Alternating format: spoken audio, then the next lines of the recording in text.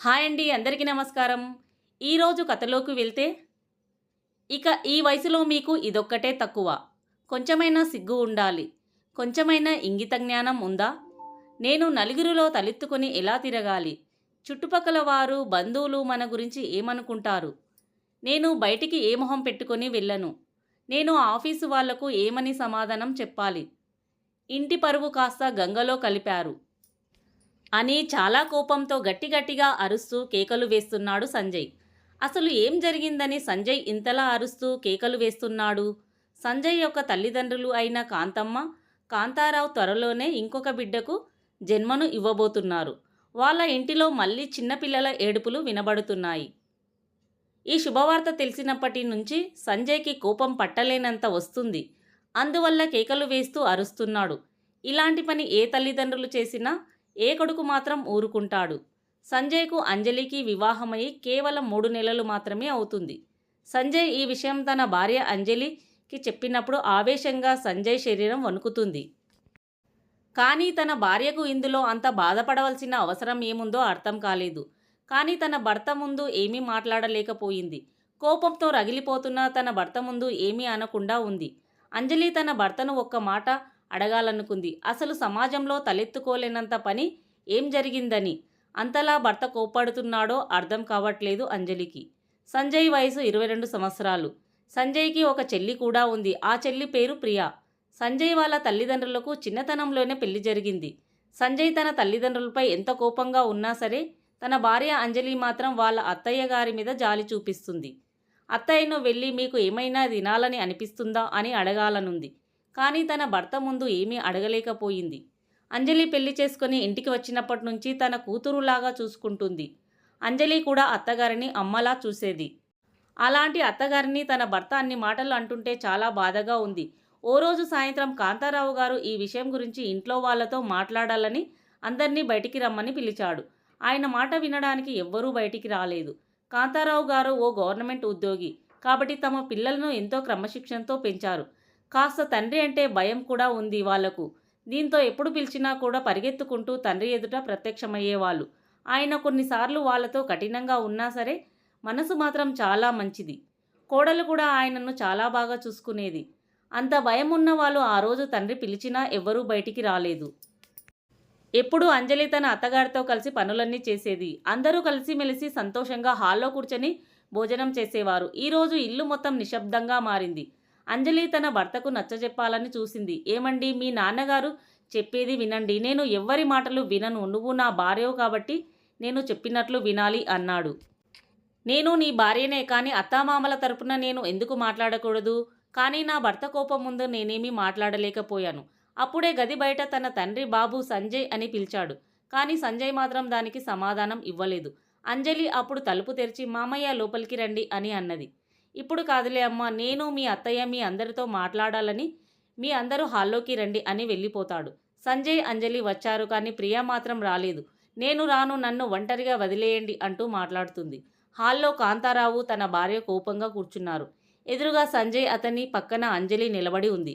అంజలికి అత్తయ్య గారిని చూస్తే చాలా బాధగా అనిపిస్తుంది. ఎందుకంటే ఆమె చాలా మారిపోయింది. కళ్ళ కింద నల్లగా, మొహం మొత్తం వాడిపోయినట్లు ఉంది. సరిగ్గా తిన్నట్టు కూడా లేదు. ఏడుపు మాత్రం కళ్ళల్లో కనబడుతుంది. ఎందుకు పిలిచారో త్వరగా చెప్పండి అంటూ సంజయ్ కోపంగా అన్నాడు. ఇన్ని సంవత్సరాలుగా ఏ రోజు తండ్రితో ఇలా మాట్లాడలేదు సంజయ్. మీకు ఈ విషయం తెలిసే ఉంటుంది అనుకుంటున్నాను. అవును తెలుసు, అయితే ఏంటి అన్నాడు సంజయ్. దీని గురించి ఏదైనా చెప్పదలుచుకున్నారా మీరు అని అడిగాడు తండ్రి. ఏదైనా చెప్పగలిగే పని చేశారా మీరు? ఇప్పుడు ఆఫీస్లో నా మొహం ఎలా చూపించను? నలుగురిలో తలెత్తుకు నేను ఎలా తిరగను అని అన్నాడు సంజయ్. నేను ఆఫీస్లో నా భార్య పుట్టింటి వాళ్లతో, ప్రియతన స్నేహితులతో ఏ మొహం పెట్టుకొని బయటికి వెళ్తాం నాన్న అంటూ సంజయ్ కోపంగా మండిపడ్డాడు. సంజయ్ అమ్మగారి కళ్ళల్లో నీళ్లు కారుతూనే ఉన్నాయి. సంజయ్ తండ్రి, ఏంటి మా వల్ల మీకు పరువు పోతుందా అని అంటాడు. అవును పోతుంది అని సమాధానం ఇస్తాడు సంజయ్. ఇక మీ దారి మీదే, మా దారి మాదే, ఇక మాకు మీకు ఎలాంటి సంబంధం లేదు అంటాడు సంజయ్. అంటే ఏంటి దీని అర్థం? ఆస్తి పంచమంటావా అంటాడు కాంతారావు. మేము మన గ్రామానికి వెళ్ళి ఉంటాము, ఆ గ్రామంలో కూడా పరువు తీస్తారా అని అంటాడు సంజయ్. ఇక అందరూ తమ తమ గదుల్లోకి వెళ్ళిపోతారు. ఒకే ఇంట్లో ఉన్నామన్న మాటే గాని ఎవరి దారి వారిది అయ్యింది. ఇక ఆ ఇంట్లో వాళ్ళను పట్టించుకునేది ఆ ఇంటి కోడలు అంజలి మాత్రమే. అంజలి అత్తయ్యకు ఏం కావాలో అడిగి మరీ వండి పెట్టేది. కాంతారావు కూడా తన భార్యను నవ్వించడానికి ఎన్నో కబుర్లు చెప్పేవాడు. తన భార్య అంజలి తన తల్లికి సేవ చేయడం సంజయ్కి అస్సలు ఇష్టం ఉండేది కాదు. అందుకే తన భర్త లేనప్పుడు చూసి అత్తయ్యను చూసుకునేది. రోజులు గడుస్తూ గడుస్తూ అత్తయ్యకు 7 నెలలు పూర్తయ్యాయి. కాళ్ళు లావుగా మారడం, వాంతులు అవ్వడం కారణంగా అత్తయ్య చాలా నీరసంగా అయిపోయింది. కాంతారావుకు తన భార్య మీదనే బెంగంతా. అందుకే ఎక్కడికి వెళ్లకుండా తన భార్య వద్దనే ఉండేవాడు. తన తల్లి ఆరోగ్యం అంతా బాగాలేకపోయినా కొడుకు కూతురు మనసు ఇంత కూడా కరగలేదు. దాంతో చేసేదేమీ లేక తన భార్యను తనే సేవలు చేసేవాడు. కాళ్ళు నొక్కేవాడు, కబుర్లు చెప్పేవాడు, మందులు వేసేవాడు. ఒకరోజు అంజలి అమ్మగారు ఫోన్ చేసి "నువ్వు అల్లుడు గారు మన ఇంటికి రండి" అని చెప్పింది. అప్పుడు "అమ్మ, నువ్వేం మాట్లాడుతున్నావో తెలుసా? మా అత్తగారిని ఇలాంటి పరిస్థితుల్లో వదిలి రమ్మంటావా?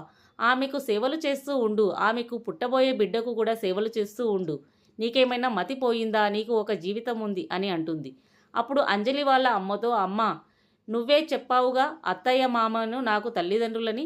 అలాంటప్పుడు ఎలా అమ్మలాంటి అత్తయ్యను వదిలి రమ్మంటావు? నేను అత్తయ్యను వదిలి అస్సలు రాను" అంటుంది అంజలి. ఇప్పుడు మా అత్తయ్యకు నా అవసరం చాలా ఉంది. నేను ఎక్కడికి రాను. తన తల్లి మాటలు వినడం ఇష్టం లేక ఫోన్ పెట్టేసింది అంజలి. ఓ రోజు తన పక్కింటి ఆంటీ గారు "ఏంటి అంజలి, మీ అత్తగారికి కాళ్ళు వాసాయంట? ఈ వయసులో వాంతులు ఏంటి?" అని ఎగతాళిగా అంటుంది. అప్పుడు అంజలి "ఆంటీ గారు, మీ ఆయన ఎప్పుడైనా మీకు భోజనం తినిపించారా? ఈ విషయంలో మా అత్తగారు ఎంతో అదృష్టవంతురాలు. సాటి మనిషిని చేతనైతే సహాయం చేయండి" అంటూ అంజలి లోపలికి వెళ్ళింది. అంజలికి ఇంట్లో అందరూ అలా ఎవరికి వారే ఉన్నట్లు ఉండడం ఇష్టం లేదు. ఈరోజు ఎలాగైనా సరే అందరినీ ఒకే దగ్గరికి భోజనానికి పిలుద్దాం అనుకుంది. ఈ రకంగా అయినా అందరూ మాట్లాడుకునే అవకాశం ఉంటుంది అని తనలో తానే నవ్వుకుంది. అంతలోనే అంజలి మామయ్య "అమ్మ అంజలి, మీ అత్తయ్యను చూడు. ఆమె ఆరోగ్యం కొంచెం తేడాగా అనిపిస్తుంది." అప్పుడు అంజలి "అత్తయ్య" అంటూ ఆమె దగ్గరకు వచ్చి ఏమైందంటూ అంజలి కంగారు పడుతుంది. అత్తయ్యను ఆ పరిస్థితిలో చూసి అంజలికి కాళ్ళు చేతులు వణికిపోయాయి. అత్తయ్య కడుపులో నొప్పి నొప్పి అని ఏడుస్తున్నారు. ఏం చేయాలో అర్థం కావడం లేదు అంజలికి. "అత్తయ్య, మీకు ఏం కాదులే, ధైర్యంగా ఉండండి. ఆ భగవంతుణ్ణి తలుచుకోండి, అంతా మంచి జరుగుతుంది" అని అంటుంది అంజలి. కాంతారావు గారు "అమ్మ అంజలి, సంజయ్కు ఫోన్ చేసి త్వరగా రమ్మను, హాస్పిటల్కి వెళ్దాం." "సరే మామయ్య" అంటూ భర్తకు ఫోన్ చేస్తుంది అంజలి. ఎన్నిసార్లు ఫోన్ చేసినా లిఫ్ట్ చేయడు సంజయ్. అప్పుడు గదిలో ఉన్న ప్రియను పిలుస్తుంది అంజలి. "ప్రియా ప్రియా" అంటూ. అప్పుడు "ఏంటి వదినా" అంటూ పరిగెత్తుకుంటూ వాళ్ళ అమ్మ గదికి వస్తుంది ప్రియ. అమ్మను అలా చూసి తట్టుకోలేకపోతుంది ప్రియ. "నేను ఎంత పెద్ద తప్పు చేశాను వదినా? 6 నెలల నుండి సరిగ్గా మాట్లాడలేదు. నేను పుట్టేటప్పుడు కూడా అమ్మ ఇలానే బాధపడి ఉంటుంది కదా" అని తన వదినను పట్టుకొని బాధపడుతుంది ప్రియ. సంజయ్కు మళ్ళీ ఫోన్ చేసింది అంజలి. ఈసారి ఫోన్ స్విచ్ ఆఫ్ పెట్టుకున్నాడు. అప్పుడు అంజలి తన పుట్టింటికి ఫోన్ చేసి "అన్నయ్యకు కార్ తీసుకొని మా ఇంటికి రమ్మను" అని చెప్పింది. అప్పుడు అంజలి అమ్మగారు "అంజలి, మీ అన్నయ్య ఉదయం వెళ్లారు, ఇప్పటి వరకు ఇంటికి రాలేదు" అని చెప్పింది. ఇక చేసేదేమీ లేక కాంతారావు ఆటోను పిలుచుకొని వచ్చారు. ఎలాగోలా అంజలి అత్తగారిని హాస్పిటల్కు తీసుకొని వచ్చారు. డాక్టర్ గారు ఆమెను చికిత్స చేయడం మొదలుపెట్టారు. కాంతారావు చాలా బాధపడుతున్నాడు. అప్పుడు అంజలి "మామయ్య, అత్తయ్యకు ఏం కాదు. తను నవ్వుతూ బయటకు వస్తుంది" అని ధైర్యం చెబుతుంది. మరోపక్క ప్రియ కూడా అమ్మకు ఏం జరుగుతుందో అని ఏడుస్తూనే ఉంది. డాక్టర్ గారు వచ్చి ఆమెకు వెంటనే ఆపరేషన్ చేయాలి, లేదంటే ఆమె ప్రాణానికే ప్రమాదం అంటాడు. అది విన్న కాంతారావుకు ఏం చేయాలో అర్థం కావడం లేదు. అంజలి "ఏం కాదులే మామయ్య" అంటూ ధైర్యం చెప్పింది. ఆమె కడుపులో ఉన్న బేబీ ప్రీ మెచ్యూర్ కాబట్టి కండిషన్ సీరియస్గా ఉంది. ఇప్పుడే ఏమీ చెప్పలేము, మీరు వెళ్ళి సంతకం పెట్టి డబ్బులు కట్టండి అంటాడు డాక్టర్ గారు. అంజలి మామయ్య ఇద్దరూ డబ్బులు కట్టేస్తారు. ఇక డాక్టర్ గారు ఆపరేషన్ మొదలు పెడతాడు. గంట తర్వాత డాక్టర్ గారు వచ్చి "మీకు బాబు పుట్టాడని" చెప్తాడు. కాంతారావు మాత్రం "నా భార్య ఎలా ఉంది డాక్టర్" అని ఆతృతగా అడుగుతాడు. డాక్టర్ గారు భయమేస్తుంది. "నా భార్య ఇప్పుడు ఎలా ఉంది?" అప్పుడు డాక్టర్ గారు "మీ ఆవిడకు చాలా సీరియస్గా ఉంది.